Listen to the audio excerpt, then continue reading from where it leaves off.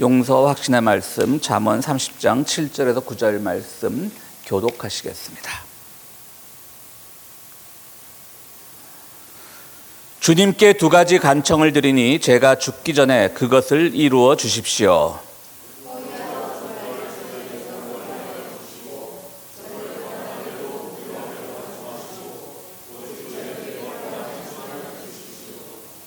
제가 배가 불러서 주님을 부인하면서 주가 누구냐고 말하지 않게 하시고,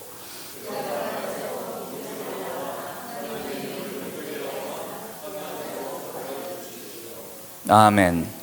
요한복음 2장 1절에서 11절 말씀 제가 읽겠습니다. 사흘째 되던 날에 갈릴리 가나에 혼인잔치가 있었다. 예수의 어머니가 거기에 계셨고 예수와 그의 제자들도 그 잔치에 초대를 받았다. 그런데 포도주가 떨어지니 예수의 어머니가 예수에게 말하기를 포도주가 떨어졌다 하였다. 예수께서 어머니에게 말씀하셨다. 여자여, 그것이 나와 당신에게 무슨 상관이 있습니까? 아직도 내 때가 오지 않았습니다. 그 어머니가 일꾼들에게 이르기를 무엇이든지 그가 시키는 대로 하세요 하였다. 그런데 유대 사람의 정결 예법을 따라 거기에는 돌로 만든 물 항아리 6이 놓여 있었는데 그것은 물 2-3동아리들이 항아리였다. 예수께서 일꾼들에게 말씀하셨다. 이 항아리에 물을 채워라. 그래서 그들은 항아리마다 물을 가득 채웠다. 예수께서 그들에게 말씀하시기를 이제는 떠서 잔치를 맡은 이에게 가져다 주어라 하시니 그들이 그대로 하였다.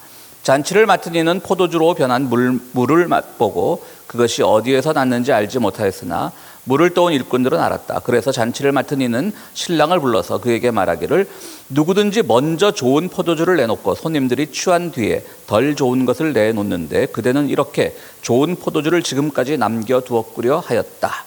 예수께서 이 첫 번 표징을 갈릴리 가나에서 행하여 자기의 영광을 드러내시니 그의 제자들이 그를 믿게 되었다. 아멘.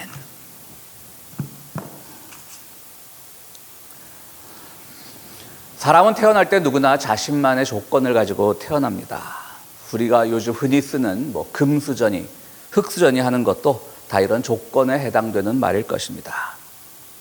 가장 의미 있는 인생이란 자기가 태어난 조건을 탓하지 않고 이런 조건을 뛰어넘어서 사는 그런 용기 있는 삶을 가장 의미가 있는 삶이라 부를 수 있습니다. 앙드레 말로라고 하는 작가는 인간의 조건이라는 소설을 쓴 적이 있는데요. 그 소설은 바로 이분이 어머니가 이제 일본계이기 때문에 중국에서 중국 공산당과 국민당이 한창 내전을 벌일 때에 그들의 투쟁을 담은 소설이 바로 인간의 조건이고요.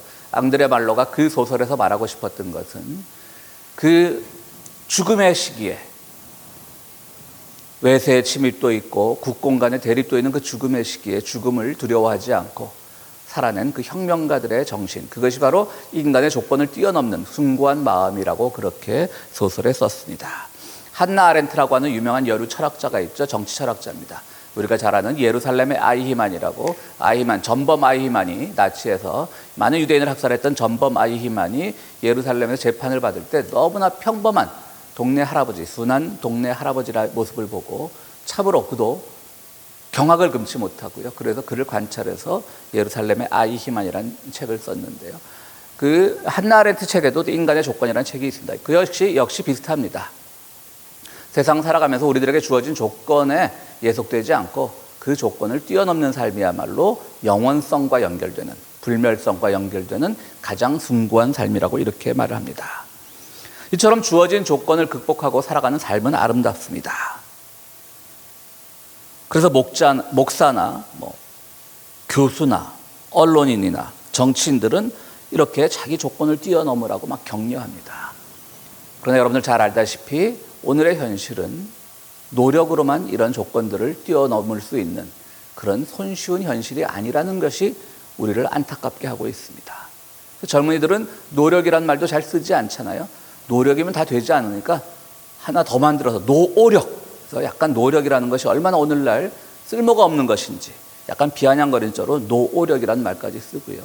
또 열정페이라는 말도 있지 않습니까? 기업주나 사업주들이 제대로 일은 제대로 더 시키면서 그냥 페이는 젊을 때 다 고생하는 거야 라고 하면서 최소한의 페이만 주는 것을 가지고 정당화하는 그런 열정페이라는 말도 있습니다. 그렇습니다. 오늘 이러한 시대를 살아가면서 우리들이 정말 많은 조건을 갖추지 못하고 태어난 사람들을 향해서 노력하면 다 돼. 노력해. 노력이 성공의 첫걸음이야. 라고 말하는 것은 뭐 좀 험한 표현을 써서 죄송합니다만 꼰대짓인 거죠. 참 안타깝습니다. 최근에 우리 고국에서 일어나는 일들을 봐도 가장 꿈이 충만하고 아름답던 시절을 살아야 되는 10대의 청소년들이 자기의 조건도 아니고 자기 아버지의 조건을 믿고 동년배들을 폭력하고 아버지의 조건을 마구 자랑하면서 다른 이들을 향해서 나는 어떤 짓을 해도 우리 아버지가 다 풀어줄 거라고 하는 그것을 자랑하는 그 10대가 오늘날 우리가 사회 기득권자들이 가지고 있는 그 10대의 모습이라고 해도 과언은 아닐 것입니다. 이미 우리는 개천에서 용난다라고 하는 시대는 지나간 시대가 되어버렸습니다. 개천에서 미꾸라지 한 마리가 막 용으로, 물론 속담이라 그런 일은 없지만 용으로 막 변모하려고 꿈틀대면 요즘은 어떨까요? 옛날에는 야 개천에서도 용이 나는구나 우리가 막 격려하고 그럴 텐데 요즘은 어떻게 하죠? 개천의 물을 다 빼서 용이 못 되게 말라 죽게 만들죠. 그 미꾸라지를. 그런 시대를 살고 있습니다. 그럼 너무 암울하지 않습니까? 그럼 우리는 어떻게 살아야 될까? 분명한 건 예수님은 노력이라는 뭐 이런 말씀 한 번도 한 적이 없습니다. 오늘 우리는 그러나 하나님께서 이런 암울한 시대를 그냥 보고만 계실 것인가? 그리고 꼰대들처럼 노력하면 다 돼. 니들이 부족해서 그런 거야. 그렇게 말하는 적이 하나님 없으셔요. 늘 하나님은 피해자, 약자들을 편들으셨죠. 약자들을 격려했지 니들이 못나서 그런 거라고 말하지 않습니다. 그런데 일국의 지도자라는 사람이 3.1절날 뭐라 그랬습니까? 우리가 나라를 뺏긴 건 우리 조상들이 못난 탓이야. 쳐들어온 나라는 지금 착한 나라가 됐어. 잘 협조하고 지내자. 그게 3.1절 때 할 말입니까, 여러분? 우리가 이완용이라고 하는 사람이 비슷한 말을 했더라고요. 그 일제강점기가 시작하던 시기에. 그러니까 점점 우리는 무엇이 옳고 그른지, 그리고 우리가 조건을 갖고 태어나지 못했을 때 노력으로만도 안 되는 이 세상에서 어떻게 해야 될지 잘 알지 못합니다. 그러나 우리가 용서와 확신의 말씀에서 읽었듯이 잠언 30장에 보면 오늘 우리들에게 굉장히 의미 있는 말을 가르쳐 줍니다. 한번 다시 보겠습니다. 그 말이요. 주님께 두 가지 간청을 드립니다. 제가 죽기 전에 이루어 주십시오. 그러니까 내 삶의 조건을 바꾸어 주십시오. 이런 말이죠. 그거는. 첫 번째는 허위와 거짓말을 저에게서 멀리하여 주시고. 정말 이거는 하나님을 믿는 사람들만이 할 수 있는 조건인 거죠. 참 좋은 조건이에요. 그죠? 허위와 거짓말을 멀리하여 주시고. 오늘날 많은 사회 기득권층들은 뭐 합니까? 내 직위를 이용해서 허위를 부려도 거짓말을 해도 걸리지 않게 해주시고. 그것이 오늘 많은 사람들의 간청이죠. 내가 그래도 허위라도 할 수 있고 거짓말로도 할 수 있는 것은 내가 그동안 열심히 공부하고 사법고시도 붙고 뭐 이러니까 하는 건데 나는 그만큼 허위해도 거짓말해도 누릴 자격이 있습니다. 이렇게 말하는 거 아니에요? 근데 오늘날은 그러나 이 시대, 잠언 시대에는 그러지 않았습니다. 허위와 거짓말을 멀리해 주시고. 두 번째는 뭡니까? 저를 가난하게도 부유하게도 하지 마시고 오직 저에게 필요한 양식만을 주십시오. 아름답지 않습니까? 그 이유는 뭡니까? 내가 배불리 먹게 되면 야 하나님이 누구냐? 하나님 뭐냐? 하나님 없어도 나 잘 먹고 잘 살아? 라고 할까 봐 두렵고 너무 가난해지면 또 이웃의 것을 탐내고 도둑질을 할까 겁난다라고 말합니다. 그러니까 인간의 조건을, 이 잠언을 기록한 사람은 인간의 조건을 정말 거짓말하지 않는 내 조건, 그리고 부모로부터 물려받은 게 많지도 않고 그렇다고 내가 너무 가난해지기도 힘들고 그냥 내 딱 먹고 살 만큼만 조건을 갖추어 주십시오. 참 오늘을 사는 기독교인들이 우리가 기도하면서 가장 갖춰야 될 조건 같습니다. 물론 잠언의 말씀도 오늘날 좀 잘 적용은 안 됩니다. 오늘날은 누가 도둑질합니까? 배부른 사람들이 도둑질하는 세상이지 않습니까? 그렇지만 어쨌든 우리 기독교인들은 바로 이 잠언의 말씀처럼 거짓 없이, 허위 없이, 욕심 없이 살아가는 것이 우리의 가장 좋은 조건이라고 그 말씀을 기억해야 될 것입니다. 예수님 시대에는 어떤 사람들이 좋은 조건을 갖춘 사람들일까요? 예수님 시대뿐 아니라 오늘의 이 시대도 마찬가지일 겁니다. 오늘 본문은 우리가 너무나 잘 아는 가나의 혼인잔치에서 일어났던 예수님의 첫 번째 기적을 말하는 사건입니다. 말하는 본문입니다. 여러분 잘 아시죠? 오늘 본문은 구체적으로 설명하지 않아도 잘 알 겁니다. 예수님께서 어느 혼인잔치에 초대받아 가셨는데 그 집에서 술이 떨어졌어요. 포도주가 떨어졌어요. 얼마나 주인 측은 당황하겠어요? 근데 주님께서 물로 포도주를 만들었고 많은 사람들이 더 맛이 좋아진 그 포도주를 즐기게 되는 그 기적을 우리들에게 보여주고 있는 것입니다. 참 이 가나의 혼인잔치 기적은 여러 가지로 해석이 되죠. 저 같은 사람이 가장 좋아하는 해석은 봐라, 예수님의 첫 번째 기적이 술 만든 거 아니냐. 저 같은 사람 그래서 좋아하지. 뭐 그런 것만은 아니고 하여튼 여러 가지로 해석이 되지 않습니까? 예수만 믿으면 막 물로 다 포도주도 되고 막 예수님은 그냥 기적의 손길이다. 근데 이 본문도요, 첫 번째 기적이라는 게 굉장히 중요한 사실입니다. 예수님 많은 기적을 베풀었지만요, 물론 이건 요한복음에서만 첫 번째 기적으로 기록되어 있습니다만은, 첫 번째 기적이라고 하는 것은 뭔가 우리들에게 큰 임팩트를 주는, 큰 자극을 주는, 큰 교훈을 주는 기적 아니겠습니까? 과연 이것이 물로 포도주를 만드는 그 신비적인 사건, 기적적인 사건, 그것만을 의미하는 것일까?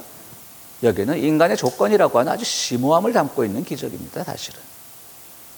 자, 당시 2000년 전 팔레스타인이라고 하는 농경사회에서 사람들이 잘 살아가기 위한 갖추어야 될 조건은 무엇이 있을까요? 첫 번째는 결혼입니다. 요즘은 물론 결혼이라는 것이 선택이 됐지만요, 그 당시 농경사회는 결혼이 뭘 의미하는 거죠? 남녀가 만나서 아이를 낳고 그 아이는 노동력의 하나의 자산이 되는 거죠. 그 당시 뭐 의무교육이 있었습니까? 교육제도가 뭐 정비가 되어 있었습니까? 그냥 하나의 노동력을 더 보충한다는 의미로 결혼이 있었던 거예요. 물론 결혼에서 사랑이라는 게 중요하겠죠. 그러나 그건 필수 조건은 아닙니다. 무슨 목사가 주례도 여러 번 했을 텐데 사랑이 필수 조건이 아니라고 말하냐, 그런 뜻이 아니라 사랑은 충분 조건입니다. 그 결혼 생활을 더욱더 풍요롭게 할 수 있는 충분 조건이 되지, 필수 조건은요. 그렇기 때문에 주님께서도 결혼은 뭐라고 그랬죠? 제도라고 해서 제도. 그 제도에 우리가 어떤 제도에 가입 안 할 수 있듯이 제도에 가입 안 해도 되는 거예요. 결혼 제도예요, 제도. 그러니까 필수 조건은 뭐냐면 두 사람이 만나서 그 당시 2000년 기준으로는 아이를 낳고 양육하고 노동력을 키우고 재산을 불려나가고 그런 거예요. 거기에 이제 사랑은 하나의 충분 조건으로 더욱더 풍성하게 만드는 것이지, 본래 결혼이라고 하는 제도가 생긴 것은 그렇게 노동력의 산출을 위해서 생긴 겁니다. 자녀의 출산, 그것은 곧 노동력의 산출로 이어지기 때문에 그런 겁니다. 자, 오늘 이 사람들은 그 조건을 갖춘, 첫 번째 조건을 갖춘 사람들입니다. 이제 잔치를 합니다. 결혼식을 합니다. 많은 사람들을 초대했습니다. 자, 평범한 사람들이란 뜻이겠죠. 그 당시 모든 사람들이 그랬던 것처럼 결혼을 하는 사람들.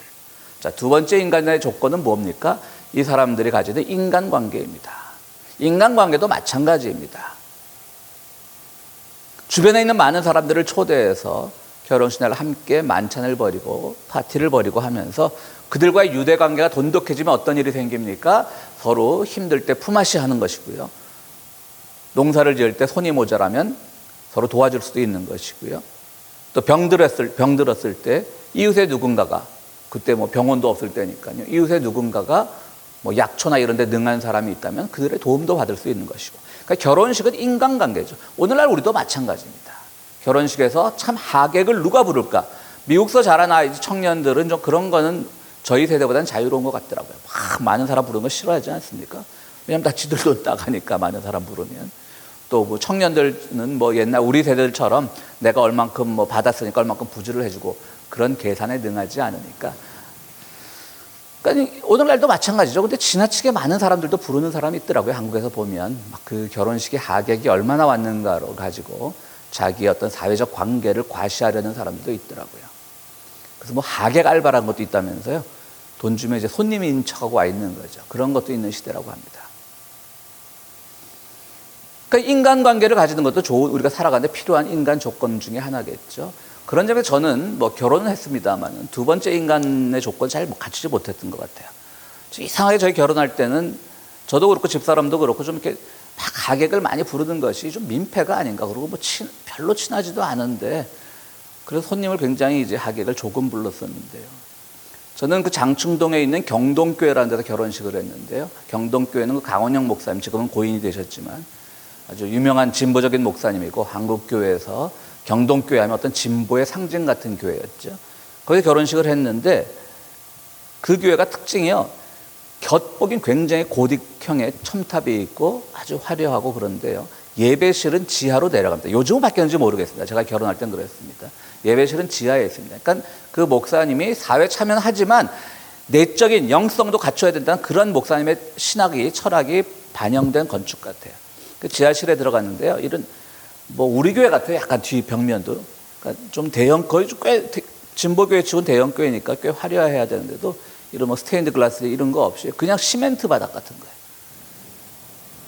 그리고 친구들 사진을 찍었는데, 강남우 씨 그때 안 왔죠? 제 친구입니다. 젊을 때부터. 한 뭐 집사람 친구와 저 친구랑 뭐 합쳐봤자 한 20명 정도 됐죠? 그죠? 가족 친구 사진이. 사람들이 보고 뭐라 그러냐면 무슨 운동권 학생이 잡혀가서 옥중 결혼식 한 사진 같다고. 뒤에는 시멘트지 사람들은 조촐하지 그랬던 게 납니다. 그런 기억이 납니다. 그처럼 오늘 가나의 혼인잔치에서 하객들이 많이 왔다는 거, 얼마나 많이 왔으면 술이 떨어질 정도로 많이 왔다는 것은 그 당시 기준으로 봤을 때 이 사람은 인간관계도 잘했던 사람이라는 거죠. 사람들이 이렇게 많이 왔다는 거니까 다 조건 갖춘 사람이에요. 세 번째 하나의 조건이 있습니다. 그 조건은 뭐냐면 고대 사회에서 또 뭐를 저장한다는 건 굉장히 의미 있죠. 곡동사를 하면 또 자연재해가 닥쳐서 흉년이 닥칠 걸 대비해서 곡식도 저장해야 되고, 뭐 발효 음식 같은 것도 저장해야 되고, 된장 같은 것도요. 우리말로 우리식으로 하자면요. 근데 이 집에 항아리가 있었습니다. 근데 항아리가 텅 비어 있었습니다. 그러니까 나머지 결혼, 인간관계 두 가지 조건은 다 갖추었는데 텅 빈 항아리, 저장은 잘 못했던 사람들인 것 같아요. 그 집주인이, 그죠?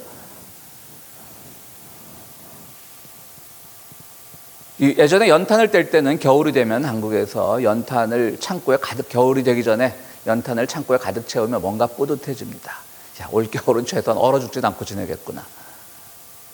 그런데 그때도 보면 새끼줄에 꼬아서 양손에 이렇게 연탄을 들고 오는 사람들이 있습니다. 그거 보면 참 마음이 짠하죠. 저분들은 계속 이 추운 겨울에도 미끄러운 길을 다니면서 연탄을 낱장으로 사야 되는구나. 뭐 가끔 그 시절을 다룬 우리 한국 드라마 보면 그런 장면들 많이 나오죠. 어떤 사람이 이렇게 연탄을 2장 들고 새끼줄에 꼬아 들고 오다가 동네 이웃 친한 사람들 만나면 뭔가 부끄러워하죠. 자기의 가난이 막 들킨 것 같아서. 그럼 꼭 묻지도 않는데 그런 말 하죠. 아니 내일 들어오기로 했는데 오늘 갑자기 딱 떨어졌네, 뭐 이러면서 변명을 합니다. 참 안타까운 거죠. 그러니까 이 집도 어떤 그 저장에서는 실패한 거예요. 인간의 조건을 갖추지 못한 거예요. 비어 있었던 거예요. 그러니까 이 집은 최종적으로 오늘 이 목에서 많은 인간의 조건을 갖추고 있지만, 그러나 가장 중요한 저장의 요소를 갖추지 못했고, 인간은 어떠한 조건을 갖추더라도 결핍된 존재일 수밖에 없다는 것을 주님께서 가르쳐주고 있는 거예요. 자, 오늘 우리가 흔히 말하는 금수저니 뭐 다이아몬드 수저니 그런 사람들을 봅시다. 그 사람들이 결핍 없겠습니까? 결핍이 있습니다. 제일 중요한 게 인간성이 다 결핍되어 있지 않습니까? 가장 사람 살아가는데 중요한 인간성이 결핍된 것이야만큼 큰 결핍이 어디 있겠습니까? 오늘 본문이 시작하기 전에 예수님은 제자들을 막 요한복음 1장 보면 이튿날, 이튿날, 이튿날이라는 표현이 3번이 나옵니다. 며칠 지났죠? 3일 지났죠. 그리고 오늘 가나의 혼인잔치는 그 사흘째 되던 날이라고 합니다. 그럼 며칠째 되는 날입니까? 6일째 되는 날이죠. 6은 성경에서 7, 완전수에서 하나 모자라는 그 부족함을 말하는 상징적인 숫자입니다. 그래서 666 하면 부족함이 막 겹쳐져 있기 때문에 항상 우리가 싫어하는 숫자가 되는 거죠. 그리고 오늘 항아리가 몇 개입니까? 또 6개입니다. 그러니까 성경 기록자들이요, 그걸 쓰면서 굉장히 그 숫자 하나도 상징적으로 의미를 두려고 많이 노력하면서 쓰는 거예요. 오늘 6째 되던 날에 6개의 항아리가 텅 비어 있어요. 완전히 결핍의 상태인 거예요. 바로 그 순간 우리 주님이 짠 하고 나타나셔서 그 결핍의 상황을 바꿔주신 겁니다. 그것이 오늘 본문의 내용입니다. 물로 술을 만든 그런 기적적이고 신비적인 것이 아니라 인간의 조건은 결핍에서 출발할 수밖에 없다는 그것이 오늘 본문인데요. 그때 이제 마리아가 나타나죠. 지금 아들아, 네가 나타날 조건이 다 갖추어졌다. 이제 여기서 너의 기적을 보여줘라 라고 하니까 주님이 뭐라고 말씀하십니까? 아직 내 때가 되지 않았습니다. 아직 나의 조건이 갖추어지지 않았습니다. 그러자 다시 마리아가 이어갑니다. 예수에게 더 묻지도 않고 그가 시키는 대로 하여라. 내가 보니까 당신은 이제 내 아들 예수는 모든 인류를 위해서, 이웃들을 위해서 할 준비가 되어 있다. 다 갖추어져 있다. 그것을 가르쳐 주는 거죠, 아들에게. 그러자 주님께서 물을 길어다가 그 비어있는 항아리에 부어라 했더니 그것이 놀랍게도 더 뛰어난 포도주가 되었다라고 하는 겁니다. 오늘 본문이 우리에게 주는 교훈은 바로 이렇습니다. 우리가 진정으로 주님을 믿는 사람이라면 우리가 가지고 있는 것 중에 가장 부족해 보이는 것들, 결핍의 그 순간 주님에게 의지할 때 우리가 그 모든 것이 기적적으로 상황이 변화되는 것이지, 내가 더 많이 가지고 있다라고 해서, 내가 더 누린다라고 해서, 내가 더 배경이 좋다라고 해서 그것이 주님의 축복의 표징이 아니라고 하는 겁니다. 우리는 다 많은 착각들을 하죠. 착각들 할 수밖에 없습니다. 목사들이 하는 설교가 뭡니까? 그저 조건을 많이 갖추고 배경이 좋고 좀 많이 가졌으면 하나님의 축복이 뭐 아무개 집사님한테 아무개 장로님한테 임했습니다라고 말하지 않습니까? 완전히 성경과 반대되는 거죠. 성경은 결핍의 순간에 찾아오는 그 축복, 기적입니다. 바로 산상수훈에서 말하는 것처럼 의에 줄이고, 우리가 정의를 찾아야 되는데, 정의가 마구 찾아야 되는데, 그때 목마르고, 또 주님의 이름으로 일을 하다가 박해를 당할 때, 그 결핍의 순간에 복을 주신다라고 주님은 말하지 않습니까? 바로 그것이 오늘 본문의 교훈인 겁니다. 그 결핍의 순간, 그때 우리는 주님을 기억해야 되는 겁니다. 오늘 본문에서 또 특이한 부분이 하나 있습니다. 주님이 첫 번째 이제 남의 집 잔치에 가신 거죠. 자, 보십시오. 여러분들 그런 집안 결혼식이나 아니면 부모님의 회갑잔치나 이런 거 할 때 누가 와주면 가장 좋습니까? 교회 다니는 사람들은 목사라고 말할지도 모르는데, 어쨌든 내가 아는 사람 중에, 부를 수 있는 사람 중에 좀 권력이 있는 사람, 하다못해 동네 국회의원, 시의원, 구의원이라도 그런 사람들이 와서 그분들의 화환이라도 하나 있으면 우리의 결혼식이 빛나는 것 같고, 우리 부모님의 칠순잔치가 빛나는 것 같고 그렇습니다. 그런데 이 가나의 혼인잔치를 치른 집에서는요, 랍비나 서기관이나 제사장이나 누구도 부르지 않았습니다. 이제 막 그의 활동을 시작한 이름 없는 가나안 촌구석에, 나사렛 촌구석에 아직 그의 능력이 확인되지도 않은, 그래서 첫 번째 기적조차도 베풀지 않았던, 기껏 해봤자 제자리라고 했자 그냥 어중이 떠중이 같이 보이는 그런 제자 몇 명 끌고 다니는 그 예수를 초대했다라고 하는 것은요, 그 자체가 이미 이분들은 그 예수의 정신을 이어받으려는 그 마음 준비가 되어 있었던 얘기입니다. 오늘과 예수께서 무엇을 하기 위해 이 땅에 오셨는지, 예수가 바라는 인간상이 무엇인지를 우리는 마음속에 늘 두고 있어야 된다는 거예요. 말로는 예수 믿는다라고 하면서 우리를 더 빛내는 사람들은 무슨 장자 붙은 사람들, 사자 붙은 사람들, 목사는 빼고요. 그런 사람들을 제일 우리가 더 귀하게 여길 때 그것은 아니라고 하는 것이죠. 우리가 오늘 우리 사회에서 검사라고 하는 직업들이 얼마나 많은 범죄를 저지르고 있습니까? 그런데 또 말하다 보면 그렇게 제일 목청 높여서 그런 직업군을 욕하는 사람들이 주변에 그런 친구 하나 있으면 엄청 자랑해요. 내 친구 중에 내 사돈의 팔촌 중에 검사 하나 있는데, 그게 그런 모순인 거죠. 완전히 모순인 거죠. 예수를 불렀다는 사실 자체가, 저는 이 가정이 바로 예수께서 오신 이유가, 그 기적의 이유가, 첫 번째 기적의 이유가 우리의 궁핍함, 우리의 부족함을 통해서 예수께서 기적을 준비하고 계신다는 걸 깨달았다는 사람이라는 거죠. 그래서 우리는 그 예수를 믿어야 되는 겁니다. 내가 이미 부족하지 않다고 느끼는, 내가 이미 다 채워져 있는 어떤 순간을 더 가득 채워주는 예수가 아니라, 내가 부족해서 별 볼 일 없이 느끼고 있고 비어있고 연탄 한 장, 겨울에 연탄 한 장을 사야 되는 그런 부족함 위에 주님의 기적이 임한다는 사실입니다. 오늘 두 번째로 생각해 볼 수 있는 건요, 많은 잔치를 맡은 그 MC가 얘기합니다. 딴 집 가면 사람들 맨 처음에 좀 좋은 술 내놓다가 사람들이 취하면 술 맛도 모르니까 나중에 그냥 좀 안 좋은 거 내놓는데 너희 집은 반대다. 나중에 더 좋은 것을 내놓네라고 하는 거죠. 여기서도 우리는 한 가지 교훈을 얻을 수 있습니다. 단순히 예수께서 물로 포도주를 만든 포도주가 더 맛있다라는 의미가 아니라, 바로 우리는 예수 믿는다라고 하는 것은 예수님이 그랬던 것처럼 파격적으로, 좀 창조적으로 생각하는 거예요. 늘 그냥 하던 말, 20년 전에 하던 말, 30년 전에 하던 말 똑같이 하는 게 설교가 아니고 목사가 아닌 거예요. 기독교인들, 우리 평신도들도 마찬가지고요. 여기 뭐 LA 보면 목사, 뭐 한국도 마찬가지죠. 목사들이 가장 교인들한테 겁주는 용어가 뭡니까? 빨갱이 세상 된다. 그런데요, 여러분, 왜 목사들이 이렇게 빨갱이를 두려워하겠습니까? 생각해 보셨어요? 한국전쟁 때 기독교인들이 많이 학살당해서, 물론 그런 예가 없었던 건 아닙니다. 황해도 신천이라고 하는 지역에서 많은 기독교인들에 대한 학살이 있었고요. 지금도 북한 신천 지역에 가보면 그 신천 박물관이 있습니다. 그래서 기독교인들의 만행이 있었는데요. 기독교인을 향한 만행이 있었는데요. 아니죠. 뭐지? 하여튼 똑같습니다. 그러니까 기독교인들이 그들을 막 찔러 죽이고 그랬던 만행이 있었던 것이죠. 뭐 그런 것이 없진 않았지만 그 신천 학살 사건도요, 원인을 보면 양비론으로 갈 수밖에 없습니다. 일단 한국전쟁 발발 초기에는 뭐 북한이 우세했기 때문에 그때 이제 그 북한 쪽 이데올로기를 추종하는 사람들이 신천 지역의 기독교인들을 많이 학살했던 건 사실입니다. 그런데 다시 미군이 쳐들어 올라가니까 그때는 기독교인들이 이제 그 공산주의, 지금 북한 지역 신천 지역에 있던 사람들을 많이 학살했고요. 똑같습니다. 다시 1.4.5 때 내려오니까 또 보복으로 북한 쪽에서도 신천 지역 사람들을 많이 학살을 했습니다.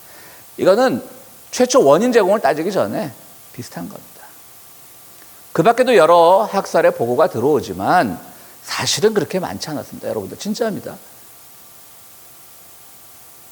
오히려 그걸로 따지면 일제강점기에 제암리라고 하는 곳에서 일본군들이 제암리에 있는 교회에 많은 신도들을 가둬놓고 불질러 죽인 사건이 더 잔혹한 사건이죠. 그런 일본과는 화해하자고 하면서 왜 목사들이 빨갱이라고 못지 않습니까? 왜 그런지 아세요? 한국의 기독교는 평양 지역이 제일 부흥했었죠. 그들이 제일 먼저 도망 내려왔거든요. 평신도 뒤로 하고. 왜 도망 내려왔느냐? 자기들 도망 내려온 거를 막 합리화시켜야 되잖아요. 정당화시켜야 되잖아요. 쟤들이 독해서 가만히 있으면 죽을 것 같아서 도망 내려왔어. 그러면서 맨날 초대교회 뭐 순교자들을 본받자는 찬송이나 해석고 말이죠. 그런 거. 그러니까 그게 나는 뭐 그들이 가진 트라우마 다 이해합니다. 내 앞에서 정말 뭐 학살이 아예 없었던 것은 아니니까 자기 뭐 할아버지나 누가 돼서 정말 기독교인이라는 이름으로 학살당했으면 겁은 나겠죠. 그러나 시대가 변하면 그것도 바뀌어야 되는 건데 아직도 빨갱이, 지금 우리가 북한보다 훨씬 더 잘 살고 군사력도 되고 물론 북한은 핵이라는 무서운 게 있지만 근데도 아직 빨갱이 타령하는 사람들 보면 저게 목사인가? 창조적으로 생각 못하는 거예요. 나중에 나온 포도주가 더 좋아야 되는데 이 사람들은 해가 갈수록 더 구닥다리가 되어가고 더 전투적인 용어만 남발을 하고 그러는 거죠. 그래 한국교회가 그래서 안 되는 겁니다. 오늘 보십시오. 나중 포도주가 더 좋은 사람. 우리는 나중 포도주가 더 좋은 그런 크리스찬들이 돼야 되는 겁니다. 더 창조적이고 더 새롭게 받아들이고 이 사회의 변화에 대해서 우리가 더 긍정적으로 볼 수 있고 거기서 좋은 것을 견인해 나가는, 끌어나가는 그런 저력을 가진 크리스찬들이 돼야 되는 거예요. 그것이 바로 오늘 본문이 주는 교훈입니다. 다시 이 본문의 교훈을 두 가지를 다시 요약합니다. 첫 번째로는 하나님의 기적은, 주님의 기적은 우리가 궁핍하다고 느끼는 순간, 그건 물질적인 궁핍만이 아닙니다. 뭔가 우리가 이루어야 될 그 가치가 훼손되고 있는 이 시점에서 그 궁핍함을 느낄 때 그 순간 우리가 간절히 기도하면 이루어 주신다고 하는 것. 또 하나는 우리가 뭔가 더 나은 포도주처럼 더 나은 세상, 더 나은 내 자신, 더 나은 사회, 더 나은 교회, 그것을 만들어 나가려는 마음이 간절할 때, 그래서 이 혼인잔치 집주인이 그 일을 위해서 예수가 필요하다고 생각해서 예수를 불렀을 때 그때 그 기적이 이루어지는 겁니다. 오늘 단순히 물로 포도주를 만든 그 신비한 사건에 집중할 것이 아니라 그 가나의 혼인잔치에서 벌어진 그 놀라운 기적의 의미를 오늘 여러분들 마음속 깊이 새기는 그런 놀라운 체험이 있게 되기를 간절히 바랍니다. 우리 함께 말씀을 생각하시면서 기도하시도록 하겠습니다.